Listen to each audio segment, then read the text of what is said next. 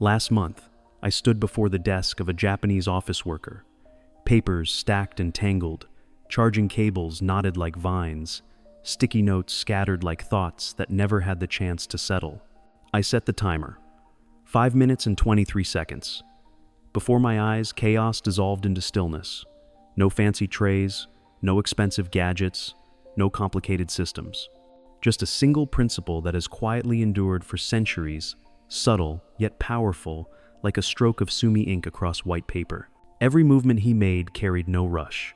Gentle, precise, clear, like a meditation of breath flowing through the hands, returning only the essentials to their rightful place, laying down whatever weighed on the mind. Less, but enough. An empty space appeared, then another. The pause, the silence that is also order. As the desk cleared, the heartbeat of the room itself slowed, and I realized he was not simply cleaning his desk, he was clearing his mind. The objects that did not belong never returned. Focus came back, like an old friend stepping quietly through the door. What surprised me most was that this method does not demand you change who you are. It only asks that you change the very first minute when you touch your desk. One small principle, one light decision, one clear gesture, and then the rest begins to flow naturally. By the time this video ends, your desk will no longer be the cause of stress, but the clean tatami mat of clarity. Peace begins with a flat surface. Let today be the moment you feel it. 1.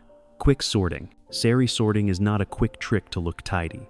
It is a small ritual that gives the mind back its right to breathe.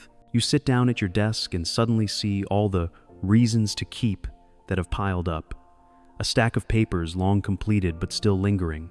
A charging cable with broken wires forgiven time and time again. A few faded notes, like thoughts that have lost their meaning. You do not rush to shove everything aside. You begin to call them by name.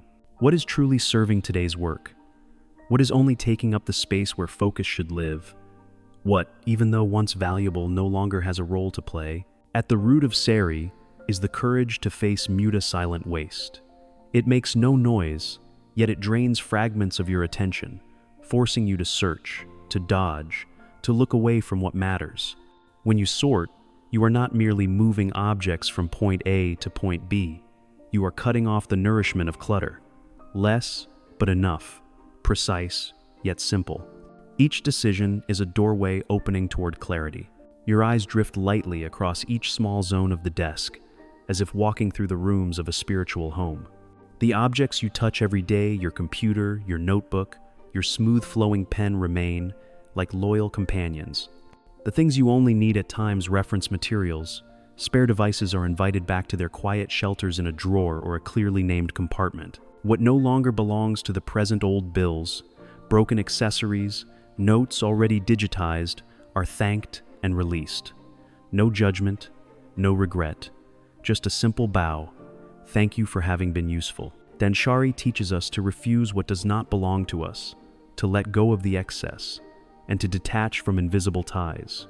Applied to the desk, something remarkable happens. Empty spaces begin to appear, and these spaces can speak. They speak of priorities. They speak of surfaces where ideas can glide freely without stumbling. They speak of a mind no longer forced to process dozens of competing signals at once. Order outside, stillness inside. A small shift, yet strong enough to transform the way you enter your workday. Science supports this feeling. Clutter competes directly with attention, and the brain must burn energy to filter out unnecessary stimuli. You feel it every time you search for a familiar object, but your eyes keep being pulled toward random distractions. That is why you give yourself a soft yet decisive rule. Touch once, decide once. When you pick up an item, you answer immediately. Stay, go deep into storage, or say goodbye. Hesitation only feeds clutter. Decisiveness nourishes peace. Sari does not stop with physical objects. It extends into the digital world where you work every day. Important papers can be scanned, clearly named, and saved into a single folder with conscious intent. Old files can be grouped. Stray icons on the desktop can be guided back into order. When your gaze sweeps across the surface, whether it is wood, glass, or a screen, and meets only what is deliberate, your brain understands. This is a space of purpose, not a parking lot for everything. You may come across a few just-in-case items, objects skilled at stirring up the fear of lacking. You smile and renegotiate with truth. If something exists only to guard against a vague possibility, its place is not on the desk. Let it rest somewhere safe but out of sight, or let it leave entirely to make room for what you truly need. Subtract to see clearly. The phrase sounds light, but it is the red thread that guides you out of the maze of hoarding. With every round of sorting, you are learning a new language, the language of choice. The desk gradually becomes an honest mirror of what you are truly pursuing, no longer smudged by unfinished intentions. You touch your pen, open your notebook, and see a clear space wide enough to welcome a big idea. Peace follows simplicity. Less work, more quality. Add nothing unnecessary, remove nothing essential.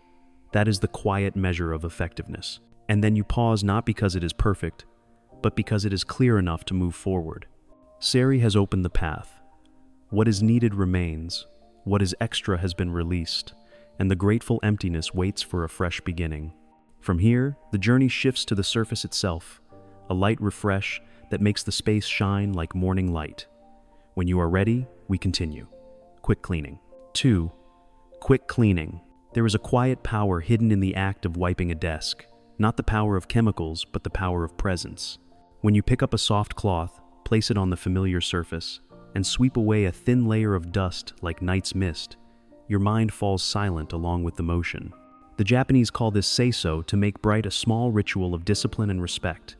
Respect for the space that supports you. Respect for the new day about to unfold. Respect for the inner self longing for calm.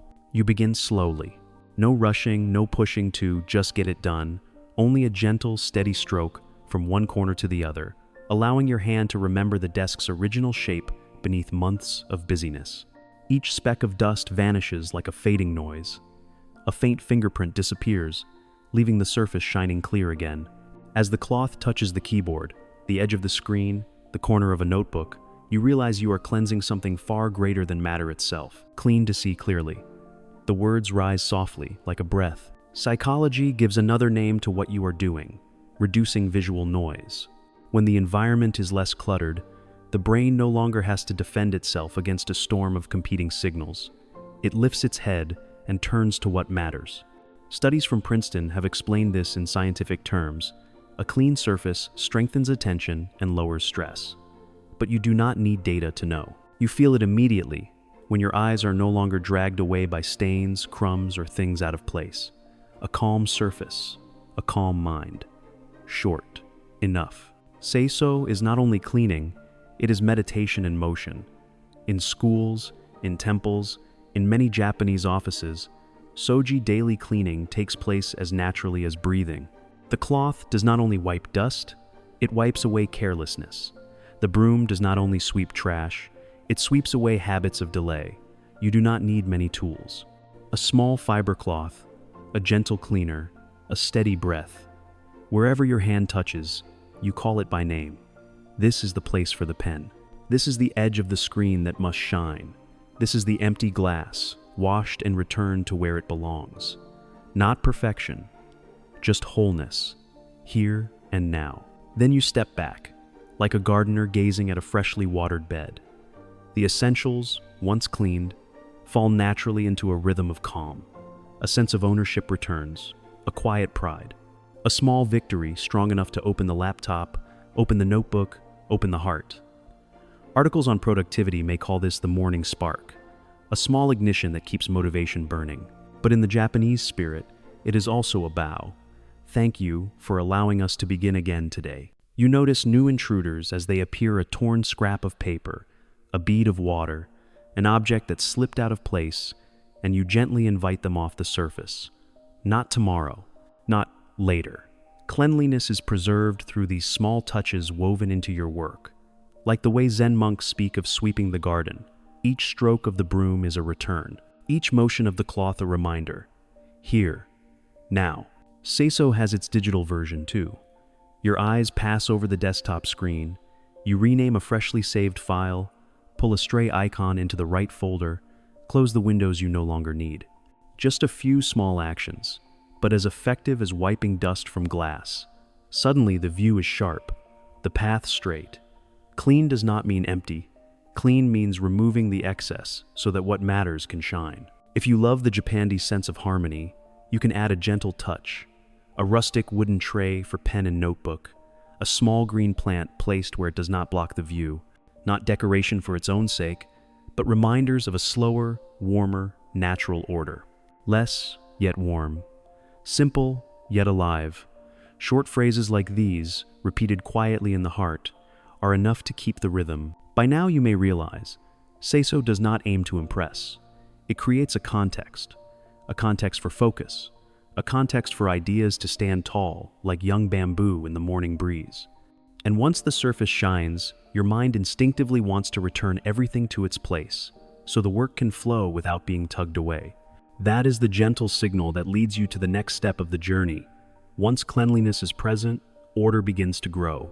And in that place, arranging becomes a quiet joy, like setting characters neatly on a page, still fresh from the press. 3. Neat arrangement. Seitan arrangement is the art of designing a space with intention, where every object has a place and every place has a reason. Close your eyes for a moment and reach for your familiar pen. If your desk has been arranged in the spirit of Satan, your hand will find it the very first time. No hesitation, no searching. Touch, and it is there. This is not only convenience, it is a silent commitment that you will not let randomness decide the rhythm of your work. In the lean spirit, Satan eliminates muta waste by keeping what you use most within reach, so that your workflow moves as smoothly as water. You begin by seeing the desk as a map of the mind. The dominant hand zone is home to objects you touch every day.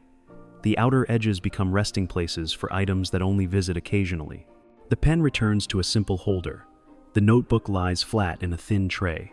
The computer rests on a stand that opens up the view. The charger is fixed where you always need it. Its cable coiled neatly so it does not create a visual knot.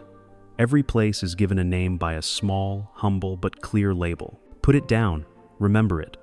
One touch and you are done. The brain is spared the whispered question, where is it again? A label is not for appearances.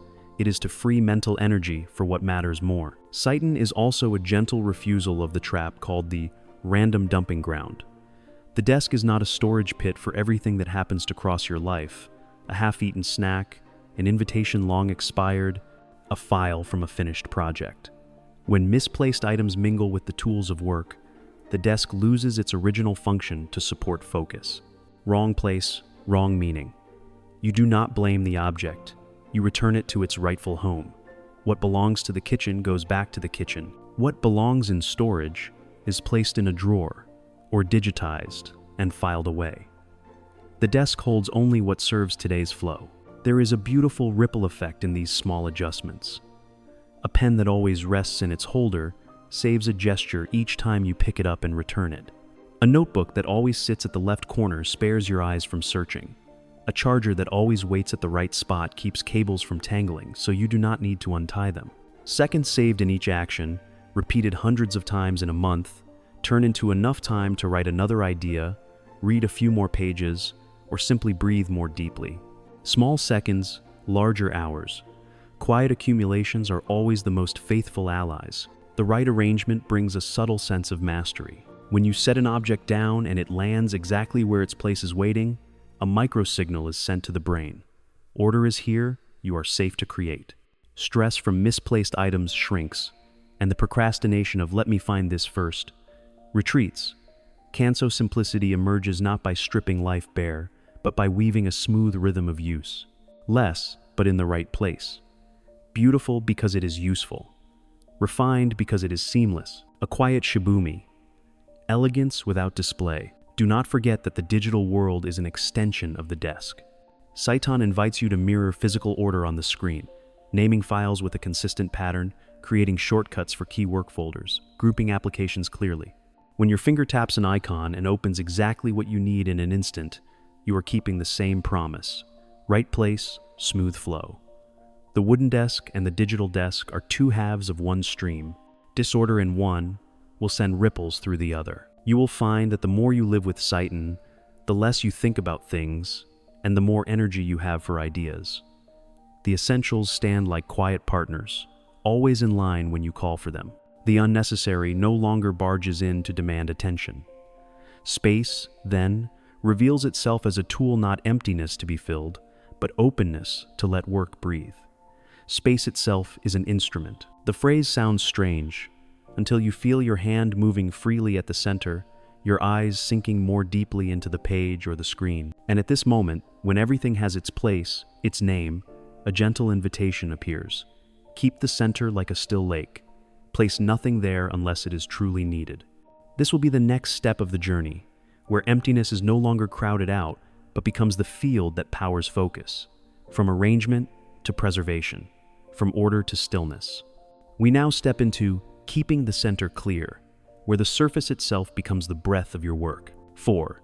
Keeping the center clear. Keeping the center clear is not a rule of decoration, it is a choice of living.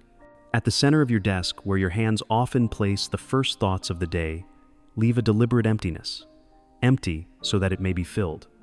When the center is open and clean, the mind opens a window. Wind enters, light enters, ideas enter. The Japanese call the beauty of simplicity kanso. But before simplicity, there is the empty space that speaks. Not emptiness to show off, but emptiness to give you a place to set your focus. You look at your own habits and notice the silent battle always happening at the center of the desk. Objects that arrive and stay, without reason: a half-empty cup, a forgotten marker, an expired note. Their intrusion turns the center into a battlefield, and you are always pushing a little, shifting a little before beginning. When you clear the middle, you send the brain a precise signal. This is a workspace, not a landing pad for randomness.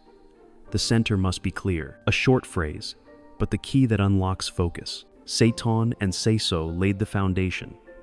Objects in their place, surfaces shining. Now comes the refinement of rhythm. You slide the computer slightly to the side of your dominant hand, creating a straight line from eyes to page, from idea to action. Pen and notebook occupy their own corner, never trespassing on the center. Items that might be needed are stationed at the edges, ready to appear and withdraw with ease. The center is reserved for what is happening now, a note being written, a document under review, a thought that must be captured this very moment. Nothing stays long. It arrives, it departs. Here on time, gone on time. You will be surprised how much your breathing changes with just a small, clear space. When you no longer have to dodge papers or sidestep misplaced objects, your hands move freely, your eyes lock onto the task. The vague discomfort, the thing that once made you hesitate before starting, melts away like mist. Psychology calls it reduced cognitive load. Those who practice meditation call it return. By any name, it feels the same. The clear center lets you begin faster, deeper, longer, without being pulled aside. Watch your day unfold.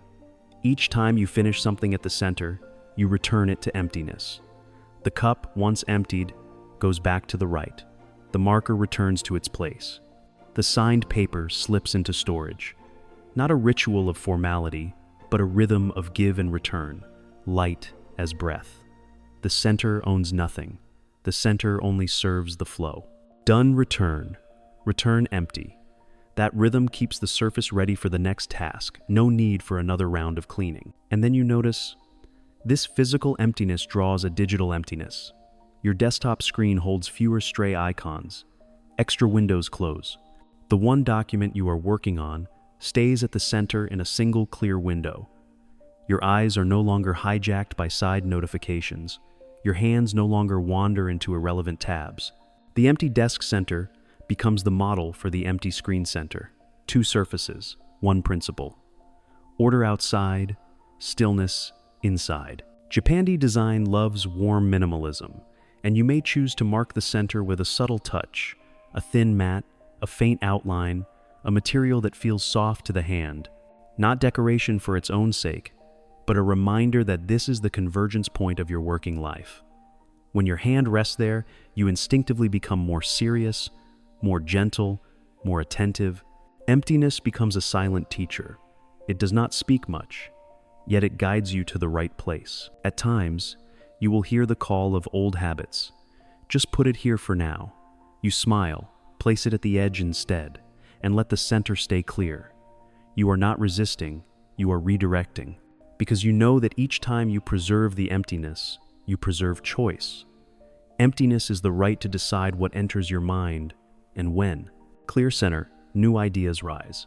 Repeat it a few times, and it will be strong enough to keep you steady. When the center has become like a still lake, your work flows across it like a boat. Arrive, do depart, no residue, no tugging back. And that is the doorway into the next step of the journey. If the center remains empty, then everything that enters must leave to its rightful home. Use it, return it. The circle closes. Focus is preserved. From the emptiness of the center, we move to the gentle discipline of putting things back where they belong so the workday flows smooth, without the noise of clutter. 5. Return to its place, after use. Shitsuke discipline does not begin with rigid rules. It begins with a small promise to yourself. Pick it up, use it, return it. It sounds simple, but it is the thread that stitches together every step you have taken. Sorting to know what belongs to you, cleaning to make the surface bright, arranging so each thing has an address, keeping the center clear so work can breathe. And then, the very habit of returning each item after use becomes the heartbeat that keeps the whole system alive. Gentle discipline, not forced, not loud, just a melody that repeats, steady, reliable. Many people stop at wiping the dust and feel an instant relief only to find everything back to chaos the next day. Wiping is surface, returning is depth. Once you have given each item a home, returning no longer feels like a draining decision but a natural reflex. The pen knows its path. The notebook recognizes its corner. The cable coils neatly back into its place. Right place, right meaning. Each return strengthens the map of your desk and, more deeply, the map of your mind. KonMari adds a human question: does it spark joy? Not a fleeting thrill, but the clear feeling when you touch it. Objects that no longer awaken joy, the gift kept out of guilt, the old document carrying the shadow of tasks long finished quietly add weight. You can bow in thanks and let them go. Letting go is not loss. Letting go is giving the rest a better life. Keep what lights you up, release what dims you. When the heart feels lighter, the desk does too. You will hear the familiar whisper of scarcity. Keep it, just in case. Smile and answer with truth. Most of those cases never come. If they do, you can borrow, replace, or find another way.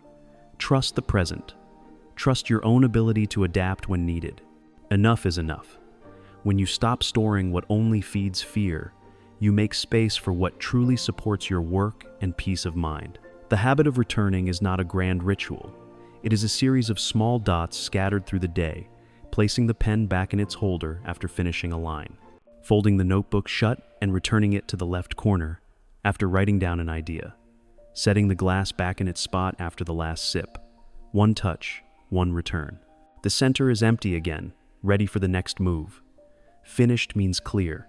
That emptiness is not void, it is readiness. You begin to feel mastery growing, while clutter quietly loses its ground because it is never allowed to settle. The digital world needs Shitsuke too. When you save a file, you place it in its designated folder instead of leaving it adrift on the desktop. When you finish a task, you close the windows that no longer matter, leaving only what is active. Naming files clearly is like labeling physical objects. One drag, one rename, one tab closed. Tiny gestures, light as air, but each one protects the emptiness of the center, both on the desk and on the screen. Discipline needs a subtle glue: gratitude.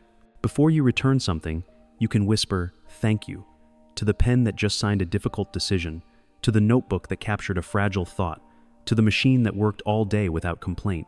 Gratitude makes you naturally treat objects with care, and they, in turn, settle obediently into their places.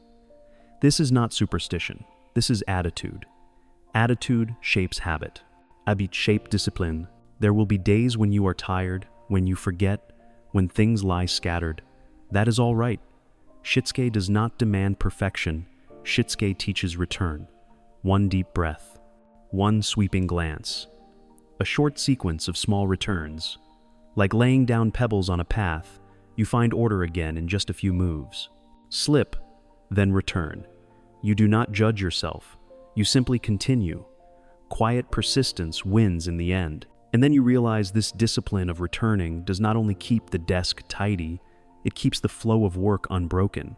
It keeps the mind from paying tax on petty decisions. It keeps you free inside a healthy frame. Each day, in dozens of small acts, pick up, use, return, you are writing a story of trust with yourself. Use it, return it. That short phrase, repeated again and again, slowly turns your desk into a sanctuary, clear, calm, and ready for the most important work you were born to do. You see, with just 5 minutes of applying this Japanese minimalism secret, a desk that once seemed cluttered has become neat, spacious, and filled with fresh energy. A clear space gives us peace, freedom, and the focus to work more effectively. And more importantly, this is not just about arranging a few objects, it is a reminder of a life philosophy, owning less in order to live with more intention, more lightness, and more happiness. If you found these insights helpful, do not forget to press like. To support me, subscribe to the channel and turn on the notification bell so you will not miss the next videos. And if you have a friend or loved one struggling with a desk buried under papers and belongings, share this video with them. Who knows, one small action may spark the inspiration to change, and together we can create a community that lives tidier, simpler, and more meaningful lives. Thank you for staying with me until the very last moment of this video. I look forward to seeing you again in the upcoming episodes, where we will continue to explore more ways of living slowly, gently, and fully. And always remember, you do not need to wait until tomorrow to begin. A tidy desk today can be the start of a clearer, more inspired life, beginning in this very moment.